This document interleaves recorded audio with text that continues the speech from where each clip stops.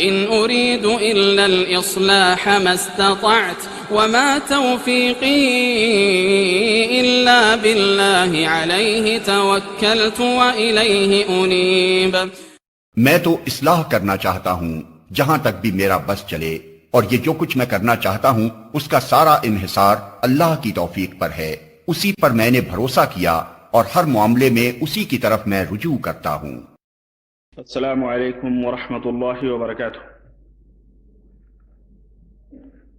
الحمد للہ نحمده ونستعینه ونستغفره ونؤمن به ونتوکل علیہ ونعوذ باللہ من شرور انفسنا ومن سیئات اعمالنا، من يهده الله فلا مضل له ومن يضلله فلا هادي له، ونشهد أن لا إله إلا الله ونشهد أن محمدا عبده ورسوله، أما بعد فإن خير الحديث كتاب الله وخير الهدي هدي محمد صلى الله عليه وسلم، وشر الأمور محدثاتها وكل محدثة بدعة وكل بدعة ضلالة وكل ضلالة في النار۔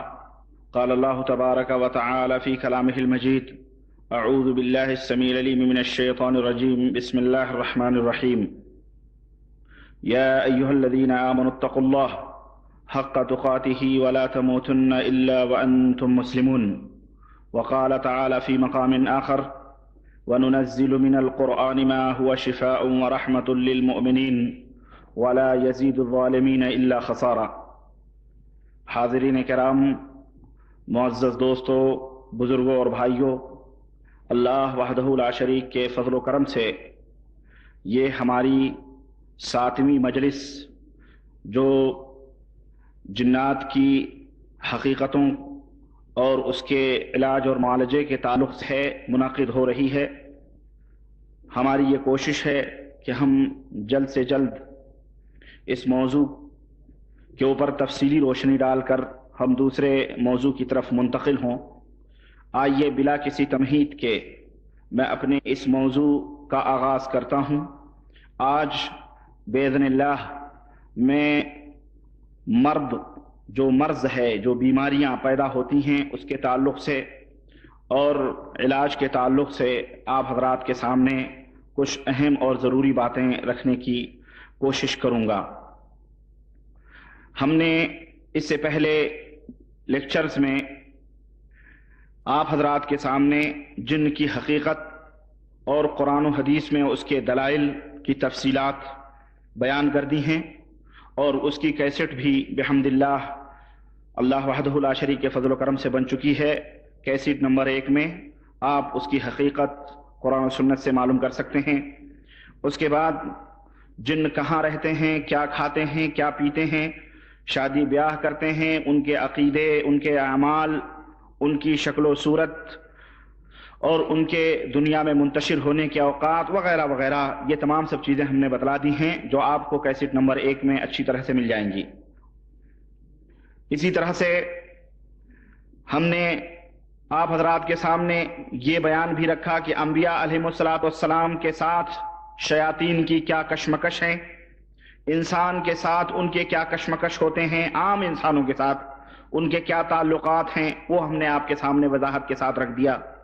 اسی طرح سے دلوں کی خرابی، دلوں کو خراب کرنے کے لیے، انسان کے دلوں کو فاسد کرنے کے لیے شیاطین کے کیا پلاننگ ہیں، ان کے کیا راستے ہوتے ہیں، اور اس کے علاوہ بھی بہت ضروری باتیں آپ حضرات کے سامنے میں نے تفصیلی طور پر بیان کر دیے ہیں، جس کی تفصیل آپ کو کیسٹ نمبر 2 میں ملے گی، جن کی حقیقت اور اس کا علاج۔ اسی طرح سے ہم نے شیطان سے بچنے کے تدابیر اور اس کی حکمتیں آپ حضرات کے سامنے تفصیلی طور پر بیان کی ہیں، اور شیاطین سے محفوظ رہنے اور شیاطین کے شر سے محفوظ رہنے کے لیے جو تدابیر اور حکمتیں ہیں وہ بھی ہم نے آپ حضرات کے سامنے بیان کر دیے ہیں، جس میں ہم نے تقریباً 35 سے زائد تدبیریں اور حکمتیں آپ حضرات کے سامنے رکھے ہیں، جنہیں بروئے کار لا کر ایک انسان شیطانی شر سے بچ سکتا ہے اور محفوظ رہ سکتا ہے باذن اللہ۔ اور یہ باتیں کیسٹ نمبر 3 میں آپ مشاہدہ کر سکتے ہیں، سن سکتے ہیں۔ آئیے آج میں بیماری کے تعلق سے اور اس کے علاج کے تعلق سے آپ حضرات کے سامنے کچھ باتیں رکھنا چاہتا ہوں۔ میں رکھوں آپ کے سامنے. جب کسی کو کوئی بیماری پیدا ہوتی ہے اس قسم کی، میں ابھی آپ کو بتاؤں کہ عام طور پر اس کے جو علامات ہوتے ہیں، اس کی جو نشانیاں ہوتی ہیں، جس آدمی کو یہ بیماریاں لگتی ہیں یا شیطان جس آدمی کو پکڑتا ہے، وہ اس آدمی کے اوپر ایک دورہ سا پڑتا ہے، ایک دورہ پڑتا ہے. لیکن کیا یہ دورہ در حقیقت شیطان کی طرف سے ہے یا کچھ اور وجوہات ہیں جس کی وجہ سے اس آدمی کے اوپر دورہ پڑتا ہے؟ سب سے پہلے ہم آپ کو یہ بتائیں کہ یہ دورے کی حقیقت کیا ہے، یعنی یہ جو دورہ پڑتا ہے یا دورے کی جو حقیقت ہے یہ کیا ہے. انسان کی عقل میں کچھ خلل اور خرابی ہونے کی وجہ سے یہ دورہ پڑتا ہے آدمی کے اوپر، جس کی وجہ سے آدمی کا جسم اس کے کنٹرول میں نہیں ہوتا اور اس کے باتوں اور اس کے کاموں میں اور اسی طرح سے اس کی سوچ اور فکر میں توازن باقی نہیں رہتا ہے، تو آدمی گر پڑتا ہے یا اس کے جسم میں لرزاہٹ پیدا ہوتی ہے. علامہ ابن حجر رحمت اللہ علیہ نے فتح الباری کے اندر اس کی بڑی بہترین تعریف کی ہے اور بیان کیا ہے اور فرمایا ہے کہ یہ دورہ دو قسم کا ہوتا ہے. جو آدمی کے اوپر دورہ پڑتا ہے یہ دو قسم کا ہوتا ہے. ایک دورہ تو دماغ میں خلل ہونے کی وجہ سے، اور دماغ میں خلل کیوں پیدا ہوتا ہے؟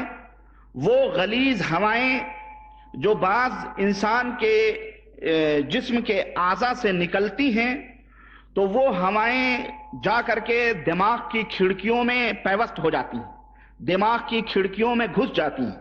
اسی طرح سے انسان کے اعضاء سے بعض گندی قسم کی گیس نکلتی ہے تو وہ گیس جو ہے دماغ میں جا کر کے بھرتی ہے یا اوپر اٹھنا شروع ہوتی ہے، جس کی وجہ سے آدمی کا دماغ جو ہے معوف ہو جاتا ہے اور اس کا دماغ کام کرنا چھوڑ دیتا ہے، اور جسم کے بڑے بڑے اعضاء جیسے ہاتھ ہیں، پیر ہیں، آنکھ ہیں، یہ تمام سب چیزیں مکمل طور پر اپنا کام کرنا بند کر دیتے ہیں، اور پھر انسان ایسی حالت میں کھڑے ہونے کی سکت اور طاقت نہیں رکھتا ہے اور زمین کے اوپر گر کر کے تڑپنے لگتا ہے، اور اسی کی وجہ سے اس کے منہ سے جھاگ نکلنا شروع ہوتے ہیں. ایک تو اس وجہ سے اس کے اوپر دورہ پڑتا ہے کہ وہ ہوائیں، گندی ہوائیں اوپر اٹھتی ہیں یا دماغ میں جاتی ہیں تو وہ آدمی گر پڑتا ہے اور اس کے منہ سے جھاگ وغیرہ نکلنا شروع ہو جاتے ہیں. ایک تو یہ ہے. اور حافظ ابن حجر رحمۃ اللہ علیہ نے ایک دوسری قسم اور بیان کی ہے اور فرمایا ہے کہ وہ دوسری قسم شیطان سے متعلق ہے، یعنی وہ خبیث شیاطین کے لپٹنے کی وجہ سے، خبیث شیاطین جسم میں داخل ہوتے ہیں جس کی وجہ سے آدمی کے دماغ مایوف ہو جاتے ہیں، اور وہ داخل اسی لیے ہوتے ہیں تاکہ پہنچائیں انہیں اور انہیں تکلیف پہنچائیں، جس کی وجہ سے وہ آدمی پریشان ہو جاتا ہے اور اس کے اوپر وہ دورہ پڑتا ہے. پہلی قسم جو میں نے بتلائی یہ عام طور پر ڈاکٹرز ہیں، اطباء ہیں، ان تمام اس کو وہ جانتے ہیں اور اس کا علاج بھی وہ جانتے ہیں اور کرتے ہیں اپنے تئیں. لیکن جو دوسری قسم جو شیطان سے متعلق ہے، اکثر و بیشتر لوگ اس کا انکار کرتے ہیں. جو ڈاکٹرز ہیں اکثر و بیشتر اس کا انکار کرتے ہیں، اور بعض لوگ اس کا اقرار بھی کرتے ہیں لیکن اس کے علاج سے وہ ناواقف ہیں، اس کا علاج وہ نہیں جانتے ہیں. اس وجہ سے وہ کہتے ہیں یہ یوں ہی ہے، اس کا کوئی علاج نہیں ہے، اس طرح کی باتیں کر کر کے وہ ٹال دیتے ہیں باتوں کو. تو یہ دو قسم کے دورے آدمی کے اوپر پڑتے ہیں. لیکن حقیقت کیا ہے؟ کیا یہ دنیاوی ڈاکٹرز جو ہیں جن باتوں کا انکار کرتے ہیں، ان باتوں کا کیا ان کے یہ انکار صحیح ہیں؟ حقیقت یہ ہے کہ ان کے یہ افکار کہ یہ دورہ جو شیطانی طور پر پڑتا ہے یہ غلط ہے، یہ باطل ہے ان کا یہ سوچنا، اور ان کی یہ جو ہے بکواسیں ہیں اس تعلق سے، اس میں حقیقت اس کی وہ نہیں ہے، بلکہ قرآن و سنت میں اس کا ثبوت موجود ہے کہ شیطان آدمی کو پکڑتا ہے اور اس پہ لپٹتا ہے اور اسے پریشان کرتا ہے. اس کی دلیل قرآن کریم میں ہم دیکھیں تو اللہ وحدہ لا شریک نے قرآن کریم میں فرمایا ہے کہ الذین یأکلون الربا لا یقومون الا کما یقوم الذی یتخبطہ الشیطان من المس. قرآن کریم میں اللہ تعالیٰ نے سود کھانے والوں کا ذکر فرمایا ہے. سورہ بقرہ آیت نمبر 275 کے اندر سود کھانے والوں کا ذکر فرمایا اور فرمایا کہ جو لوگ دنیا میں سود کھاتے ہیں جو لوگ دنیا میں سود کھاتے ہیں کل جب قیامت کے دن وہ اپنی قبروں سے اٹھیں گے یا اللہ تعالیٰ کی بارگاہ میں حاضر ہوں گے تو لا يقومون الا كما يقوم الذي يتخبطه الشيطان من المس، تو جب وہ اپنی قبروں سے اٹھیں گے تو اس طرح سے اٹھیں گے جیسے کہ کسی آدمی کو شیطان نے چھو لیا، شیطان نے اسے پاگل بنا دیا ہو، اس طرح سے یعنی اٹھیں گے قیامت کے دن اپنی اپنی قبروں سے۔ تو اس آیت کریمہ میں جہاں پر سود کھانے والوں کا حشر بتلایا گیا ہے وہ ہمارا موضوع تو نہیں ہے، لیکن جو ہمارا محل شاہد ہے وہ یہ ہے کہ اللہ تعالیٰ نے بتلایا کہ اس طرح سے اٹھیں گے جس سے جیسے کہ شیطان نے کسی آدمی کو چھوا ہو، کسی آدمی کے اوپر سوار ہو۔ تو جس آدمی کے اوپر شیطان سوار ہوتا ہے تو اس کی کیفیت کیا ہوتی ہے؟ اس کی کیفیت یہ ہوتی ہے جسم میں لرزاہٹ ہوتی ہے، وہ ٹھہر نہیں پاتا، وہ پاگل جیسا ہوتا ہے، دیوانہ جیسا ہوتا ہے، مجنوں ہو جاتا ہے جس کے اوپر شیطان ہوتا ہے۔ سمجھ میں آ رہی ہے بات؟ تو اور پھر اللہ تعالیٰ نے فرمایا کہ من المس یعنی شیطان چھوتا ہے، تو اس بات کی دلیل ہے کہ آدمی کے اوپر شیطان سوار بھی ہو سکتا ہے۔ جبھی تو اللہ تعالیٰ نے اس کی مثال دے کر کے اپنے بندوں کو فرمایا کہ اے میرے بندو سود نہ کھاؤ۔ یہ قرآن پاک کی دلیل۔ آئیے اس سلسلے میں مفسرین کی دو تین رائے میں آپ کو، امام قرطبی ہیں، اسی طرح سے امام طبری ہیں، حافظ ابن کثیر رحمۃ اللہ علیہ ہیں، اسی طرح سے اور بھی مفسرین ہیں، وہ اس آیت کریمہ کی تفسیر میں فرماتے ہیں کہ جو لوگ شیطان کے پکڑنے کا انکار کرتے ہیں وہ پاگل اور دیوانے لوگ ہیں۔ قرآن اور سنت میں اس کی دلیل موجود ہے کہ آدمی کو شیطان پکڑتا ہے اور پھر اسے دیوانہ اور پاگل بنا دیتا ہے۔ حدیث میں اس کی دلیل آئیے میں آپ کو بتاؤں۔ عن مطر بن عبد الرحمن الاعنق قال حدثتني ام ابان بنت الوازع ابن زارع بن عامر العبدي عن ابيها ان جدها الزارع انطلق الى رسول الله صلى الله عليه وسلم بابن له مجنون۔ حضرت مطر ابن عبد الرحمن عنق کہتے ہیں کہ مجھ سے ام ابان بنت زارع نے بیان کیا کہ ان کے دادا زارع جو تھے وہ رسول اللہ صلی اللہ علیہ وسلم کے پاس اپنے ایک لڑکے کو لے کر کے گئے، رسول اللہ صلی اللہ علیہ وسلم کے پاس جو پاگل تھا، اور ایک وہ کہتی ہیں لڑکا تھا یا ان کے بہن کا بیٹا تھا، بہرحال دونوں میں سے کسی کو لے کے رسول اللہ صلی اللہ علیہ وسلم کے پاس گئے۔ تو کہتے ہیں کہ فلما قدمنا الى رسول اللہ صلی اللہ علیہ وسلم المدینہ، تو جب ہم مدینہ رسول اللہ صلی اللہ علیہ وسلم کے پاس پہنچے تو میں نے کہا یا رسول اللہ ان معی ابنا لی، میرے پاس میرا بیٹا ہے یا میرے بہن کا بیٹا ہے، وہ پاگل ہے، وہ مجنوں ہے۔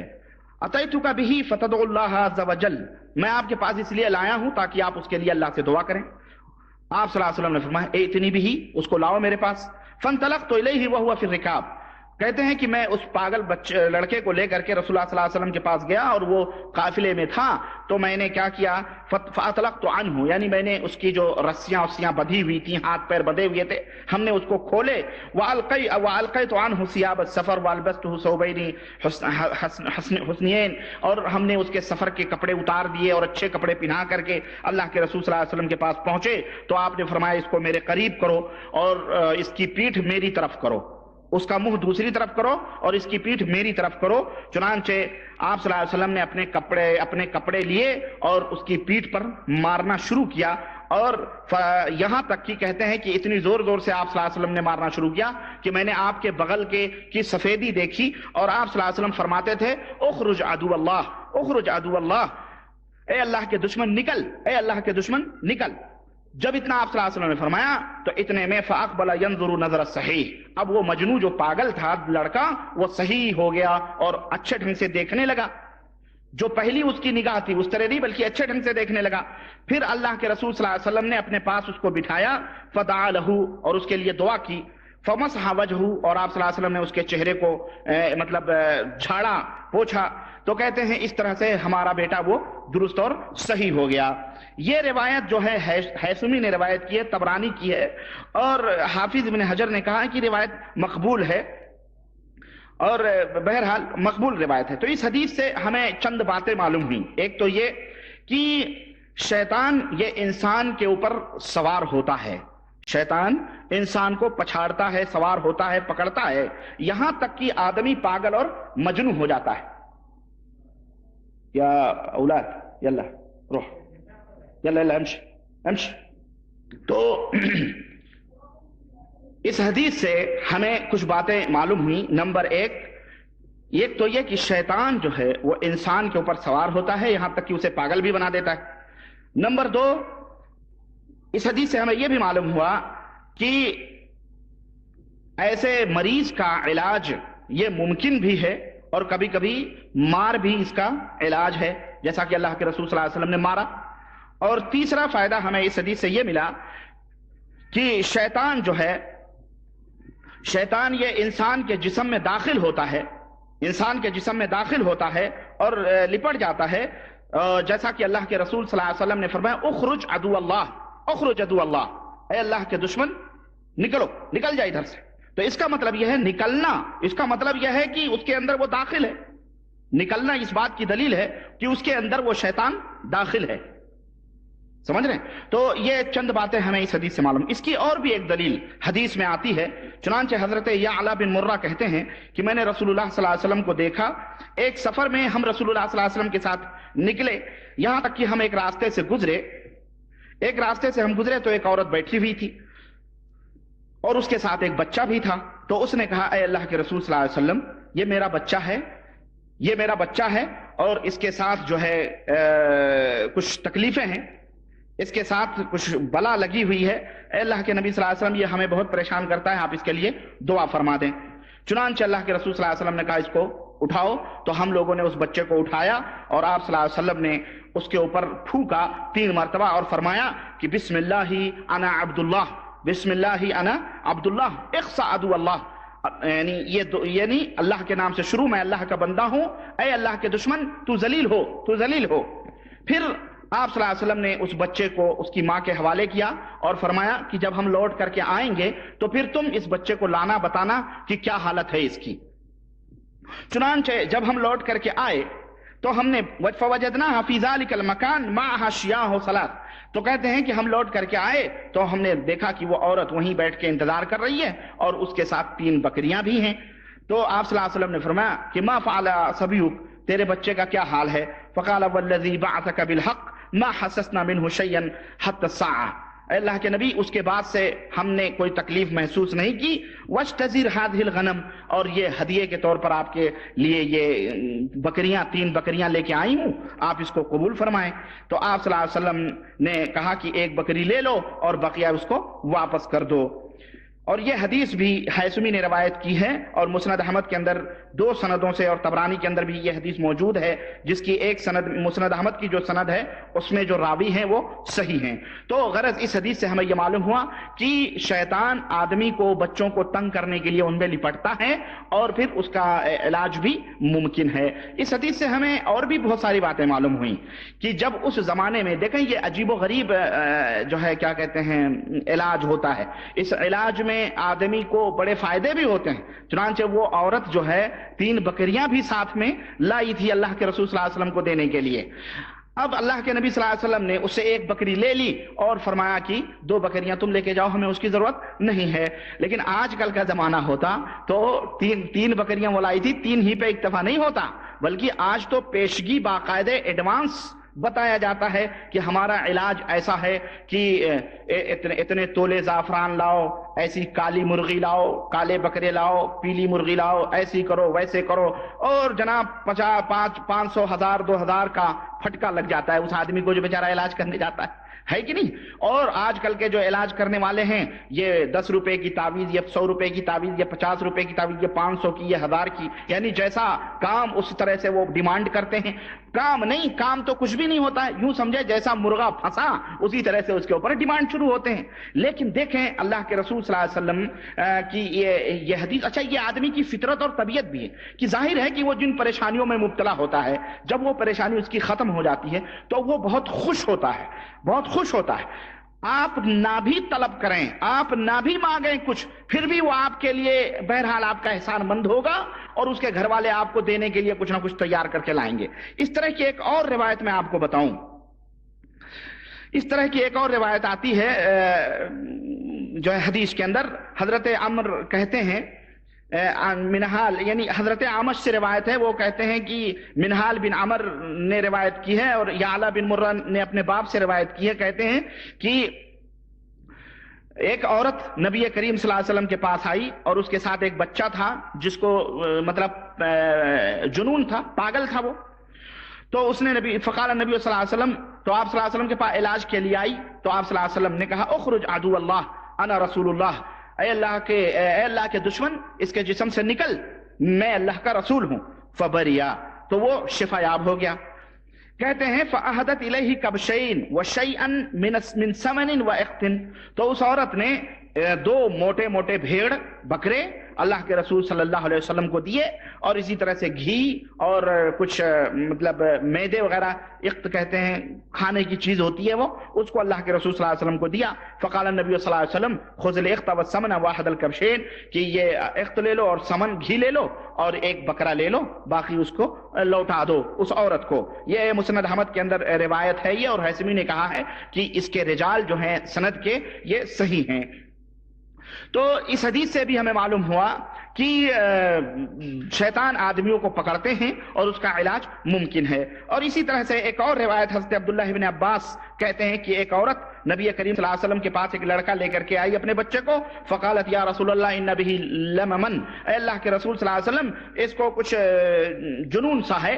تو آپ صلی اللہ علیہ وسلم نے، اور اس عورت نے کہا انہو یاخذ عند طعامنا فیفسد علینا طعامنا، یہ کھانے کے وقت جو ہے پریشان کرتا ہے، ہمارے کھانے بھی برباد کر دیتا ہے. تو آپ صلی اللہ علیہ وسلم نے اس کے سینے کو مسح صدرہ، اس کے سینے کو آپ صلی اللہ علیہ وسلم نے یعنی یوں ہاتھ کیا اور اس کے لیے دعا کی. فسعى سعتا فخرج من فیہ مثل الجرو الاسود فسعى، تو آپ صلی اللہ علیہ وسلم نے جب اس کو دعا کی تو اس کو الٹی ہوئی، اور ایک کالی چیز، کوئی چیز ہے کالی سی چیز اس کے پیٹ سے نکلی، اور جیسے ہی وہ نکلی وہ جو ہے دوڑنے، کالی چیز نکلی اس کے پیٹ سے، وہ کالی چیز نکلی. اور یہ روایت جو ہے دارمی کی ہے اور مسند احمد کی ہے. تو بہرحال اس کے اندر ایک آدمی ہے، اس کو یحییٰ ابن معین نے ضعیف قرار دیا ہے، لیکن بہرحال یہ روایت موجود ہے. اس حدیث سے ہمیں یہ معلوم ہوا کہ علاج کرنا ممکن ہے اور شیطان جو ہے انسان کے جسم میں داخل بھی ہوتا ہے. اسی طرح سے ہنستے، اور اس طرح کی اور بھی روایات ہیں. میں مختصر طور پہ چنے منتخب کچھ روایات آپ کے سامنے میں رکھنے کی کوشش کر رہا ہوں. حضرت عطا ابن رباح کہتے ہیں کہ قال علی ابن عباس، حضرت عبداللہ ابن عباس نے فرمایا کہ الا اریک امرأۃ من اہل الجنہ، کیا میں تمہیں ایک جنتی عورت نہ دکھاؤں؟ کیا میں تمہیں ایک جنتی عورت نہ دکھاؤں؟ قلت بلا، ہم نے کہا کیوں نہیں؟ قال هذه المرأة السوداء اتت النبي صلی اللہ علیہ وسلم، یہ کالی عورت جو جا رہی ہے، یہ عورت ایک دفعہ نبی کریم صلی اللہ علیہ وسلم کے پاس آئی. فقالت انی اسرا، اے اللہ کے نبی میں بے ہوش ہو جاتی ہوں، میں پچھاڑ کھا کے گر پڑتی ہوں، میں پاگل سی ہو جاتی ہوں، مجھے جنون سا ہو جاتا ہے. وانی اتکشف، اور اس حالت میں بے پردہ ہو جاتا ہوں اور میرا ستر کھل جاتا ہے. تو آپ ففدع اللہ لی، تو آپ اللہ تعالیٰ سے دعا کریں. تو آپ صلی اللہ علیہ وسلم نے فرمایا ان شئت صبرت ولک الجنہ، اگر چاہو تو صبر کرو اپنی اس پریشانی پر اور تم جنت میں چلی جاؤ، صبر کر کے تم جنت میں چلی جاؤ. وَإِن شِئْتِ دعوت اللہ ان یعافیک، اور اگر تم چاہو تو میں اللہ سے دعا کر دوں اور اللہ تعالیٰ تمہیں شفا دے دے. فقالت اصبر، تو اس کالی عورت نے کہا میں صبر کروں گی، میں صبر کر کے جنت میں جانا چاہتی ہوں، ٹھیک ہے یہ بیماری دور نہ ہو. فقالت انی اتکشف، اس نے کہا اللہ کے نبی لیکن مشکل یہ ہے کہ میں بے پردہ ہو جاتی ہوں. فدع اللہ لی اللہ اتکشف، تو کم از کم اتنی تو دعا کر دیں کہ وہ شیطان ہمیں بے پردہ نہ کرے، ہمارے ستر ہماری شرمگاہیں لوگوں کے سامنے نہ کھلیں. تو اس طرح سے اللہ کے رسول صلی اللہ علیہ وسلم نے اس کے لیے دعا کیا، اور یہ حدیث صحیح بخاری اور صحیح مسلم کے اندر موجود ہے. اس عورت کا نام ام زفر تھا، اور ظاہر ہے کہ یہ بیماری اس کو جو یہ قسم کی مرگی بھی اسی میں آتی. مرگی یہ ہوتی، اس کو کیا کہتے ہیں اپنی زبان میں؟ مرگی کہتے ہیں. اب اس کو انگریزی میں پتہ نہیں کیا کہتے ہوں گے.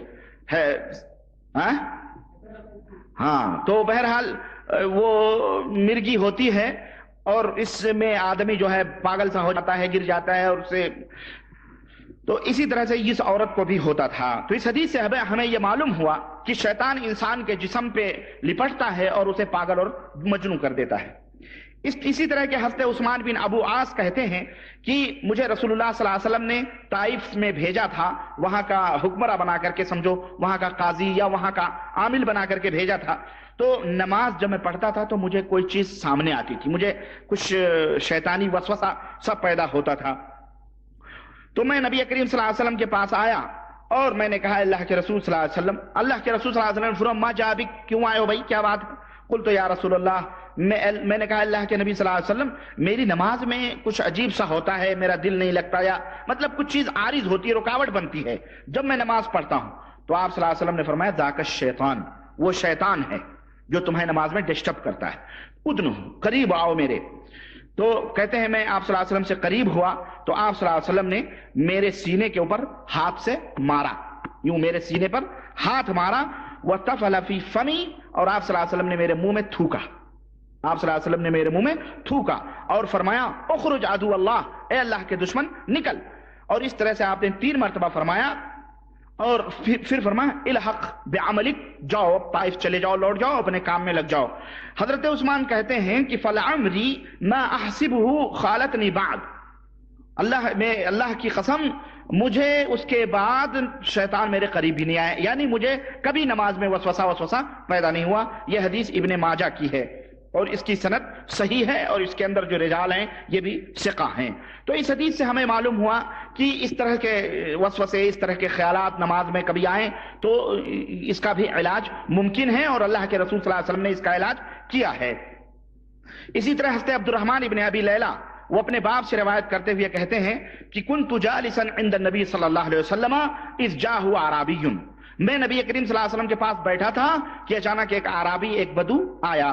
فقال، تو اس نے کہا ان لی اخا وجعا، اے اللہ کے نبی میرا بھائی ہے، اس کو بڑی تکلیف ہے. تو آپ صلی اللہ علیہ وسلم نے فرمایا ما وجعک اخیک، تیرے بھائی کی کیا بیماری ہے؟ کہنے لگا بہ لمم، اس کے ساتھ کچھ جنون سا ہے، پاگل سا ہے. تو آپ صلی اللہ علیہ وسلم نے فرمایا جاؤ اس کو لے کے آؤ. تو وہ لے کر کے آئے اور آپ صلی اللہ علیہ وسلم کے سامنے اس کو بٹھایا. تو راوی کہتے ہیں فسمعتہ، تو میں نے سنا کہ عوذہ بفاتحۃ الکتاب، کہ آپ صلی اللہ علیہ وسلم نے سورہ فاتحہ پڑھی اور سورہ بقرہ کی شروع کی 4 آیتیں پڑھی، سورہ فاتحہ پڑھی اور سورہ بقرہ کی شروع کی 4 آیتیں پڑھی اور بیچ کی 2 آیتیں پڑھی، یعنی اور وہ آیت کیا تھی؟ الہکم الہ واحد. اور اسی طرح آیت الکرسی پڑھی اور سورہ بقرہ کی آخری 3 آیتیں پڑھی اور آل عمران میں سے ایک آیت آپ صلی اللہ علیہ وسلم نے پڑھی اور میں سمجھتا ہوں کہ شہد اللہ انہ لا الہ الا ہو، یہ آیت پڑھی. اور اسی طرح ایک آیت سورہ اعراف کی پڑھی اور وہ آیت تھی ان ربکم اللہ الذی خلق. اور اسی طرح سورہ مومنون کی ایک آیت پڑھی اور وہ آیت تھی ومن یدعو مع اللہ الہا آخر لا برہان لہ بہ. اور اسی طرح سورہ جن کی ایک آیت پڑھی اور وہ تھی انہ تعالی جد ربنا ما اتخذ صاحبۃ ولا ولدا. اور اسی طرح سورہ صافات کی 10 آیتیں پڑھی اور سورہ حشر کے آخر کی 3 آیتیں پڑھی، قل هو اللہ پڑھی اور قل اعوذ برب الفلق اور قل اعوذ برب الناس آپ صلی اللہ علیہ وسلم نے پڑھی. اور اس طرح سے فقام الاعرابی قد برئ لیس به بأس، تو وہ اعرابی جو تھا الحمدللہ یہ آپ صلی اللہ علیہ وسلم نے جب پڑھ کے اس کو دم کیا تو وہ اعرابی کھڑا ہو گیا اور جیسے کہ اس کو کوئی بیماری ہی نہ ہو. تو اس حدیث سے ہمیں معلوم، یہ حدیث بھی ابن ماجہ کے اندر موجود ہے، سنن ابن ماجہ کے اندر. تو اس حدیث سے ہمیں یہ معلوم ہوا کہ شیطان قرآن کے خوف اور قرآن کے ڈر سے دور بھاگ جاتا ہے اور علاج کرنا ان حدیثوں سے ہمیں یہ بھی معلوم ہوا کہ اس طرح کا علاج کرنا بھی جائز ہے، ثبوت اس کا ہمیں حدیث میں ملتا ہے. اور اسی طرح حضرت خارجہ بن سلط اپنے چچا سے روایت کرتے ہیں کہ وہ نبی کریم صلی اللہ علیہ وسلم کے پاس آئے اور انہوں نے اسلام قبول کیا. جب وہ لوٹ کر کے گئے تو ایک بستی سے گزرے، اس بستی کے لوگوں میں ایک آدمی تھا جو پاگل اور مجنون تھا اور لوہے سے جکڑا ہوا تھا. فقال اہلہ، تو اس قوم کے لوگوں نے کہا کہ تم لوگوں میں یہ جو آدمی ابھی نیا آیا ہے، یہ اس کے اندر خیر اور بھلائی بھی، یہ مسلمان ہوا ہے، تو کیا اس کے پاس کوئی دوا ہوا ہے جو دوا وغیرہ کر دے، ہمارا یہ آدمی صحیح ہو جائے؟ تو حضرت خارجہ ابن سلط جو اپنے چچا سے روایت کرتے ہیں کہتے ہیں کہ انہوں نے کہا کہ میں نے فرقیتہ بفاتحۃ الکتاب، تو میں نے سورہ فاتحہ پڑھی اور پڑھ کر کے میں نے دم کیا تو فبریا، تو وہ شفا یاب ہو گیا. فَأَعْطَوْنِي مِئَةَ شَاةٍ، تو انہوں نے 100 بکری ہمیں انعام میں دی. سنیں اللہ اکبر، کتنی بکری؟ 100 بکری انعام میں دی. فَأَتَيْتُ رَسُولَ اللَّهِ صلی اللہ علیہ وسلم، تو میں نبی کریم صلی اللہ علیہ وسلم کے پاس پلٹ کے آیا اور میں نے وہ پوری خبر دی آپ صلی اللہ علیہ وسلم کو کہ ہم ایسا ایسا کیے، تو اس طرح سے اللہ کے یعنی انہوں نے ہمیں 100 بکری انعام میں دی.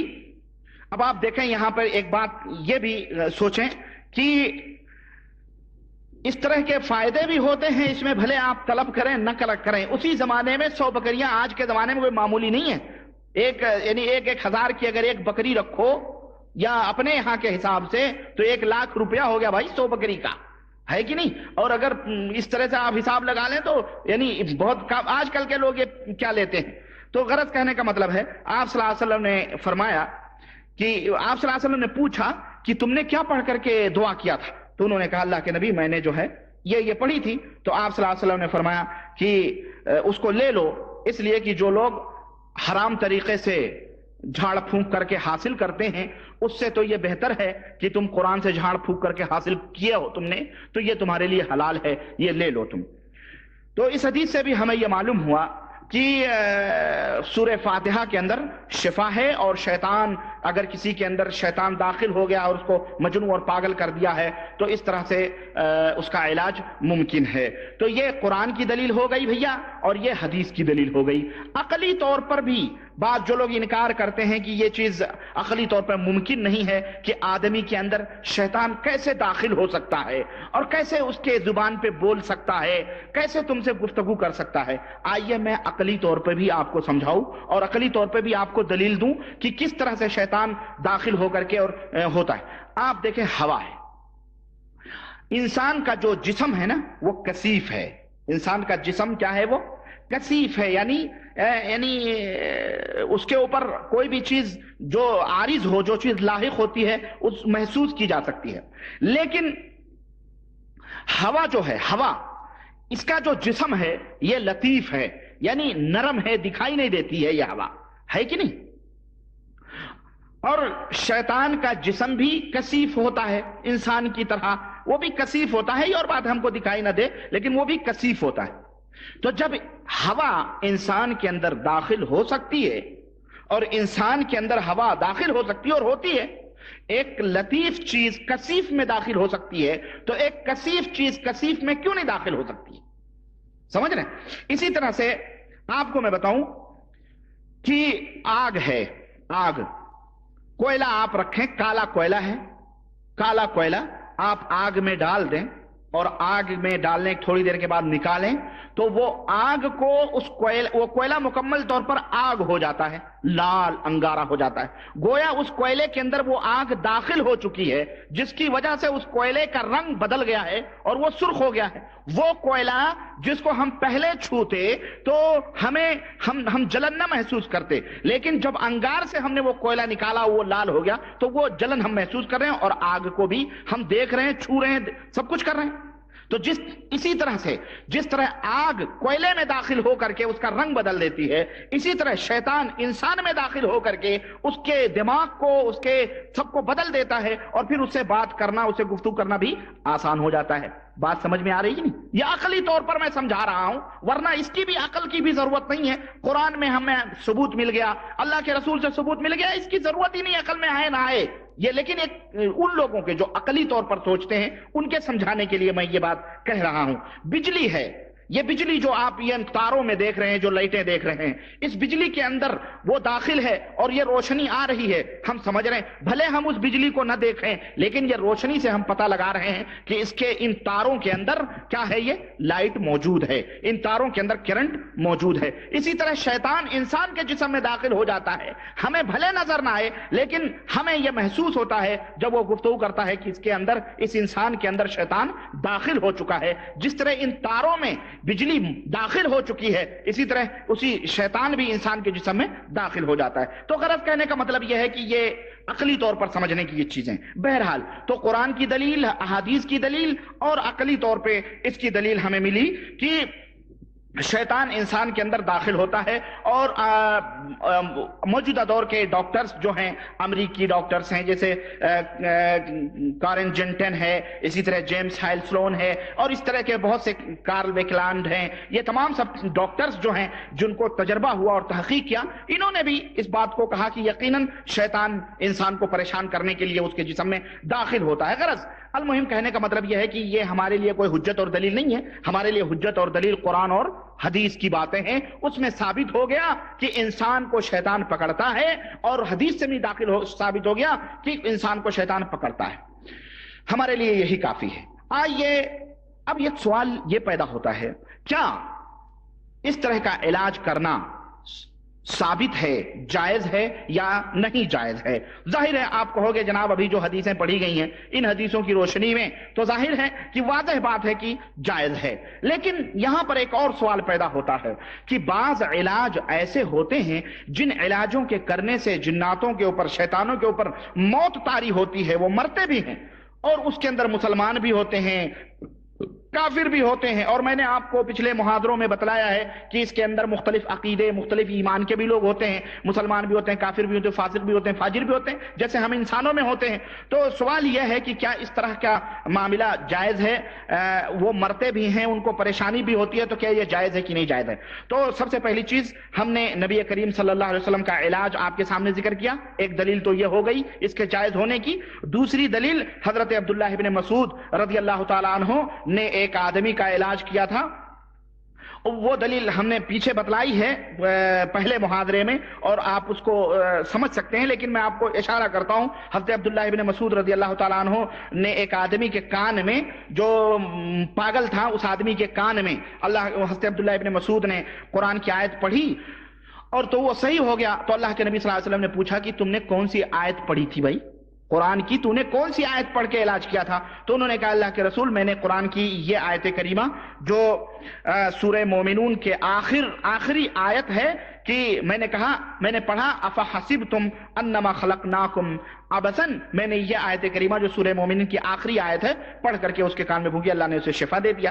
تو غرض کہنے کا مطلب یہ ہے کہ حضرت عبداللہ ابن مسعود نے علاج کیا۔ ائمہ میں حضرت احمد بن حنبل رحمۃ اللہ علیہ کا واقعہ آتا ہے کہ ایک آدمی کو بیماری تھی، حضرت احمد بن حنبل رحمۃ اللہ علیہ نے کو خبر ملی، بادشاہ نے کہا کہ جا کر کے کہہ دو کہ ہاں ہماری ایک لونڈی ہے جس کو شیطان لپٹ چکا ہے، آپ آ کے علاج کر دیں۔ تو احمد بن حنبل رحمۃ اللہ علیہ نے اپنے ایک آدمی کو اپنا جوتا دیا اور کہا جا کے کہہ دو کہ احمد بن حنبل نے کہا اس کے جسم سے نکل جانا ورنہ 70 جوتے ماروں گا، میں اسی جوتے سے 70 جوتے ماروں گا۔ وہ آدمی گیا اور اس نے اس سے یہی بات کہی جو حضرت احمد بن حنبل رحمۃ اللہ علیہ نے کہی تھی۔ تو وہ کیا کہتا ہے، وہ شیطان اس لونڈی کی زبان پر، جو عورت تھی لونڈی تھی، اس کی زبان پہ بولتا ہے، کہتا ہے السمع والطاعہ، میں احمد بن حنبل کی بات مانوں گا، اگر وہ ہمیں حکم دیں کہ عراق سے باہر نکل جاؤ تو اللہ کی قسم میں عراق سے باہر چلا جاتا ہوں، میں عراق سے باہر چلا جاتا ہوں، مجھے مارنا ورنہ نہیں، میں نکل جاتا ہوں۔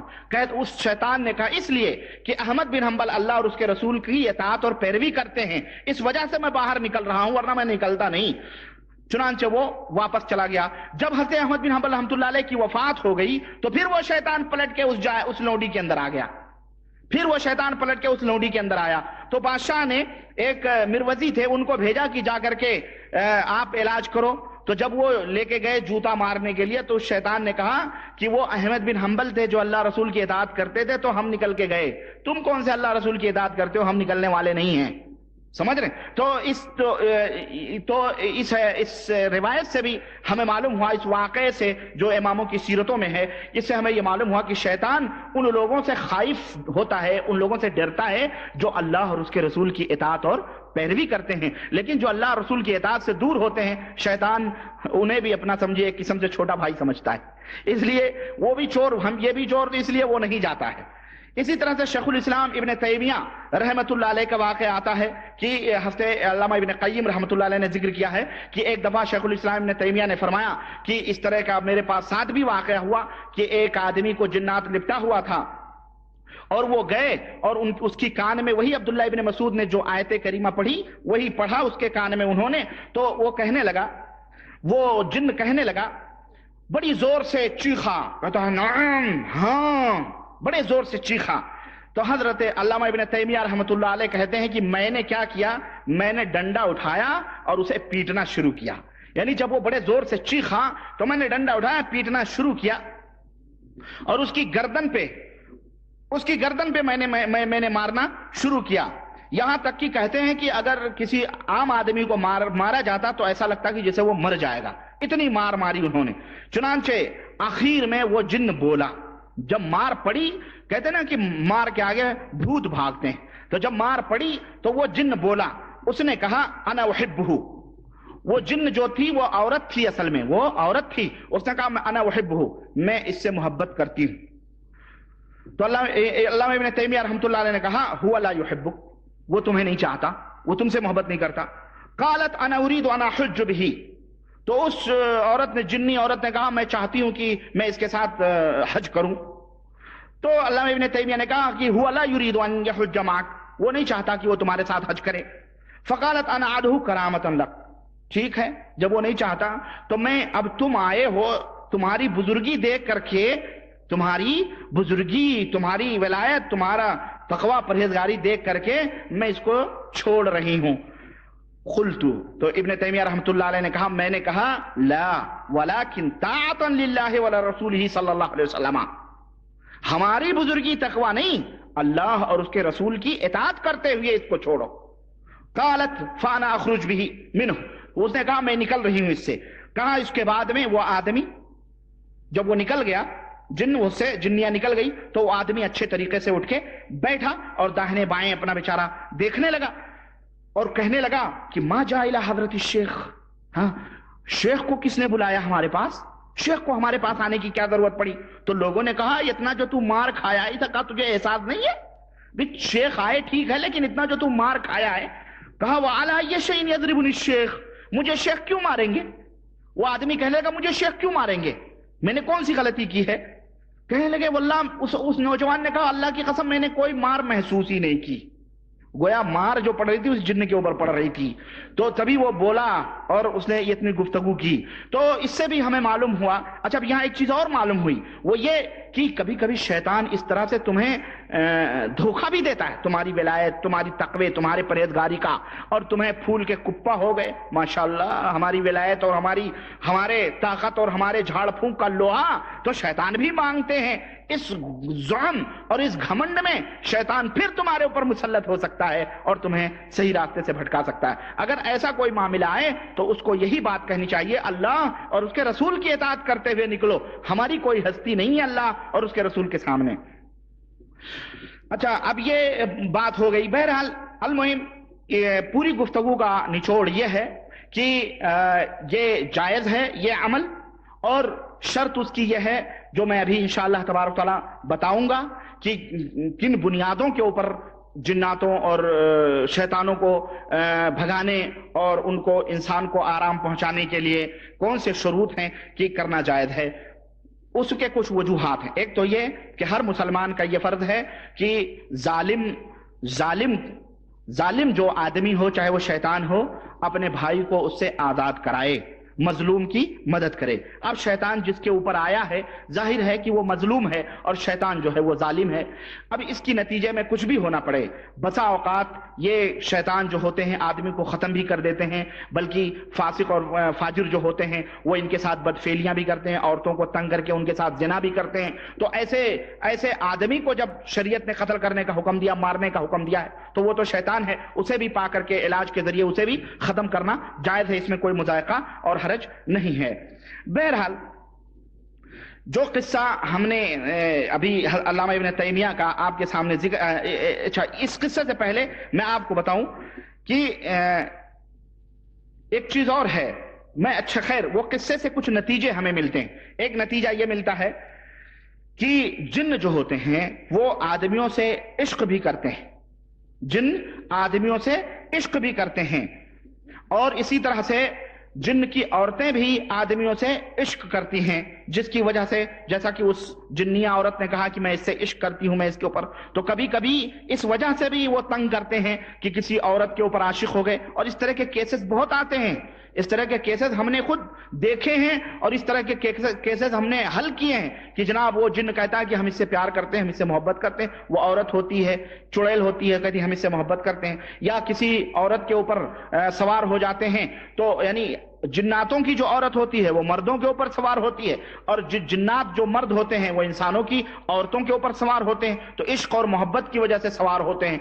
کبھی کبھی ظالم یہ انسان جو ہے جناتوں کے اوپر ظلم کرتا ہے، جس کی پاداش میں وہ جن جو ہے اس کے اوپر سوار ہوتے ہیں۔ مثال کے طور پر گرم پانی زمین کے اوپر غیر شعوری طور پہ ڈال دیا، اور ظاہر ہے اسے پتا کیا ہے کہ یہاں جن ہے یا نہیں، اب وہ جن کو نقصان پہنچا، اس وجہ سے وہ جن اس کو تنگ کرنے کے لیے سوار ہو جاتا ہے۔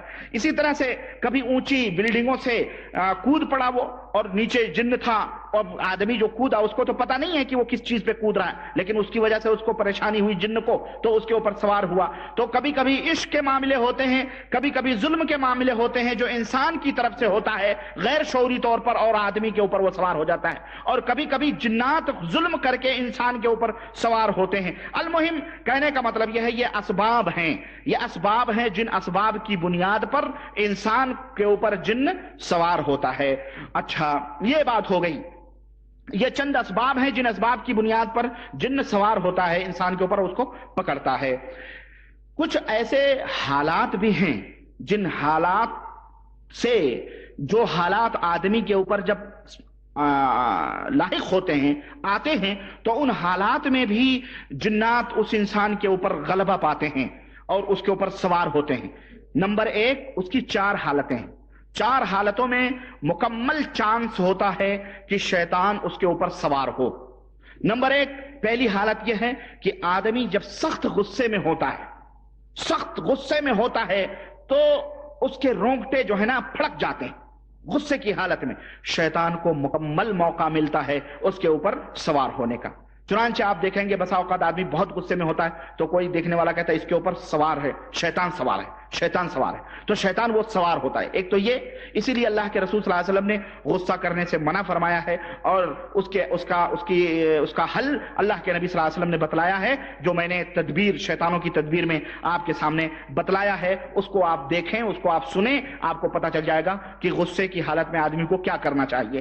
نمبر 2، سخت خوف اور ڈر کی حالت میں بھی شیطان آدمی کے اوپر داخل ہوتا ہے۔ چنانچہ اکثر اور بیشتر یہ سننے میں آیا ہے کہ اس سے پوچھو کہ تم کہاں گئے تھے، یا تمہیں کچھ یہ شیطان کے آنے سے پہلے تم کچھ دیکھے تھے، تم نے کچھ دیکھا تھا یا کچھ دیکھا، تو وہ بیان کرتے ہیں کہ ہم فلانے باغ میں گئے، یا فلانے دوپہر کو نکلے کسی کھیت میں، کسی گڈھے اڈے کے پاس، کسی باولی اولی کے پاس، اسی طرح رات کو جا رہے تھے تو ہم نے ڈراؤنی کوئی چیز دیکھی، یعنی غرض کی ایسی، یعنی شیطان جو ہے سب سے پہلے خوف زدہ کرتا ہے، ڈرواتا ہے۔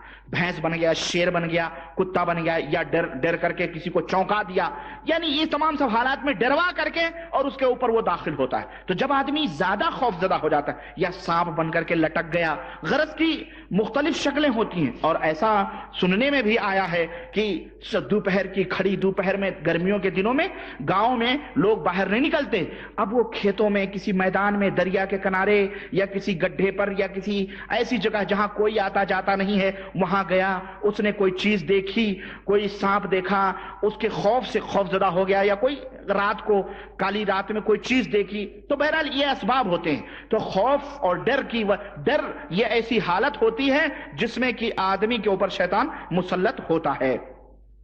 اسی طرح سے نمبر 3، اس وقت بھی شیطان کو مکمل چانس ہوتا ہے آدمی کے اندر گھسنے کا جب آدمی شہوات اور نفسانی خواہشات کے اندر مست ہوتا ہے، یعنی اللہ اور اس کے رسول کا کوئی ذکر نہیں، اللہ کا کوئی خوف نہیں، کچھ بھی نہیں، یعنی شہوتوں میں، شراب میں، زنا میں، بدکاریوں میں ملوث ہوتا ہے، اور اس کو آخرت کی کوئی فکر نہیں، کچھ بھی نہیں، ایک دم ڈوبا ہوا ہوتا ہے۔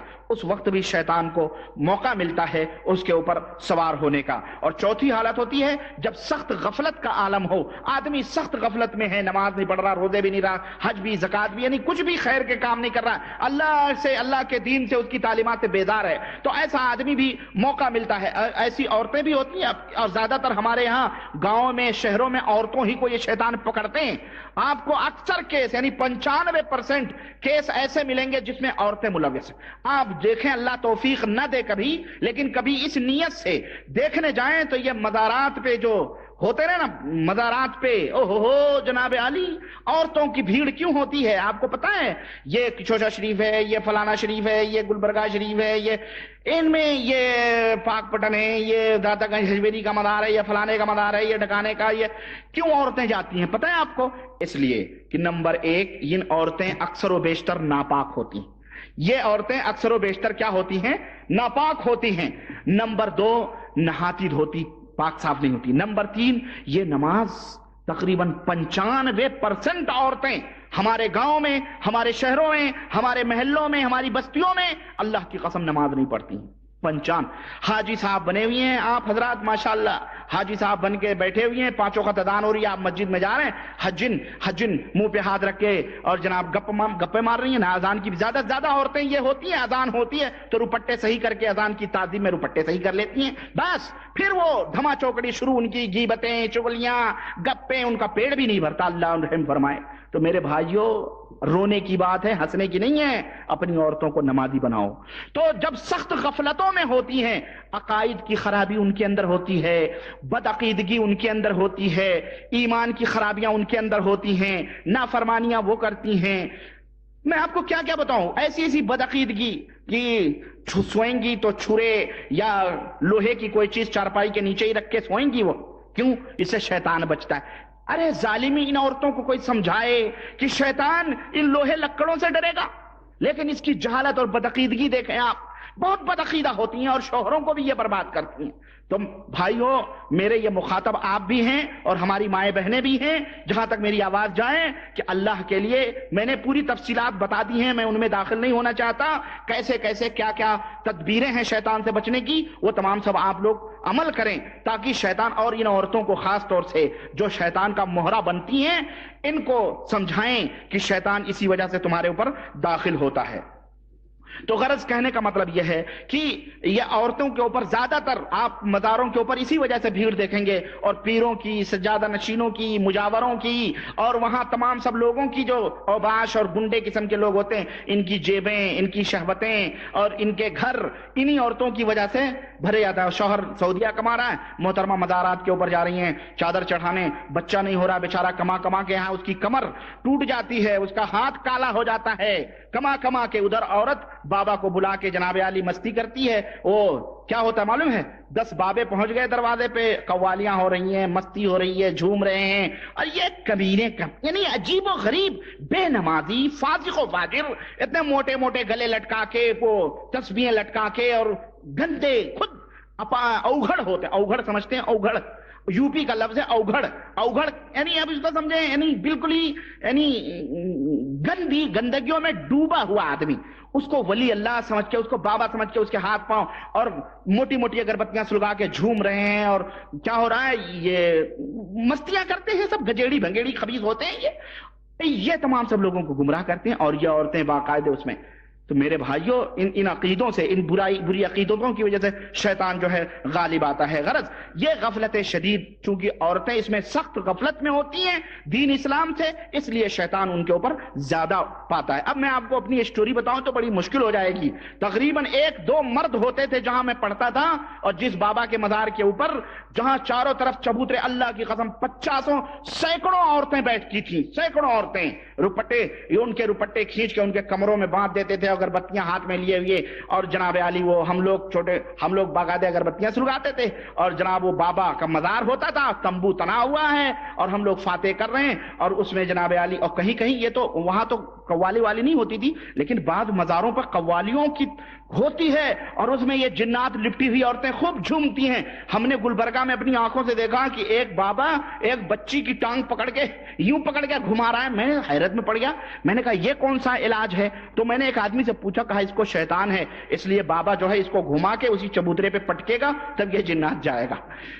حیرت ہوتی ہے اللہ کی قسم، عجیب و غریب حرکتیں کرتے ہیں یہ. تو کہنے کا مطلب یہ ہے میرے بھائی، یہ عورتیں جو ہے خاص طور سے اس میں ملوث اس لیے ہیں کہ یہ دین اسلام سے غافل ہیں، اس لیے شیطان جو ہے ان کے اوپر مسلط ہوتا ہے.